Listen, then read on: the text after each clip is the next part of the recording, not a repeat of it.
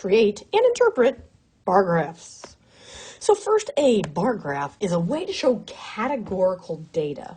So maybe we're talking about color of cars or types of clouds, things that are like distinctly different. And then we have a Pareto chart, which is basically just a specialized bar graph where the bars are organized tallest down to the shortest. So a Pareto chart would maybe look something like this, right? So going down. Okay, so let's jump right in. Let's create a bar graph based off the data below. We've got car types. Should probably say vehicle types, but we've got car, truck, SUV, and a convertible. And then we've got frequencies, 32, 47, 65, and 21. So if we're creating a bar graph, across the x-axis, which is the horizontal axis, we're going to have the type.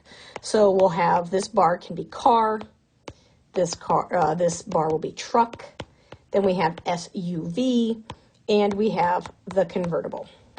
Now on the vertical axis, we have the frequencies, and we're going up to 65, right? So I'm going to go by tens, so 10, 20, 30, 40, 50, 60, 70. And we want them to be equidistant apart, right? The intervals should be equal.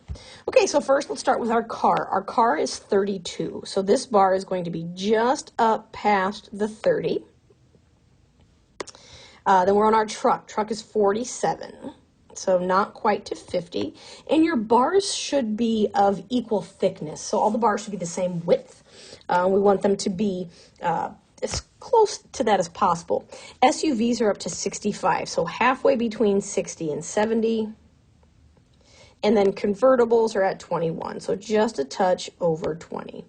So you can see now, right, so this would be, vehicle type would be the label on our x-axis. So this is a bar graph showing vehicle types. Now you can see this is not a Pareto chart because the tallest bar, SUV, would need to be first if we were making it a Pareto chart. This case, it's just a normal, basic bar graph.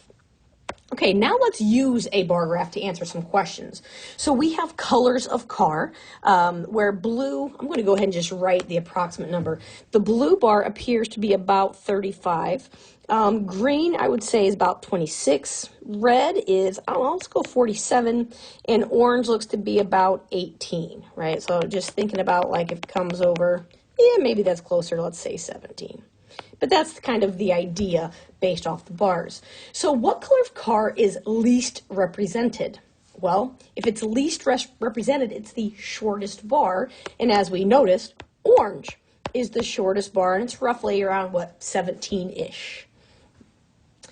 Question letter B, approximately how many blue cars are represented? Well, let's go back to the blue bar, which is about 35, as we mentioned. So we would say there are about 35 cars that are blue represented in this particular bar graph. And I think that'd be it.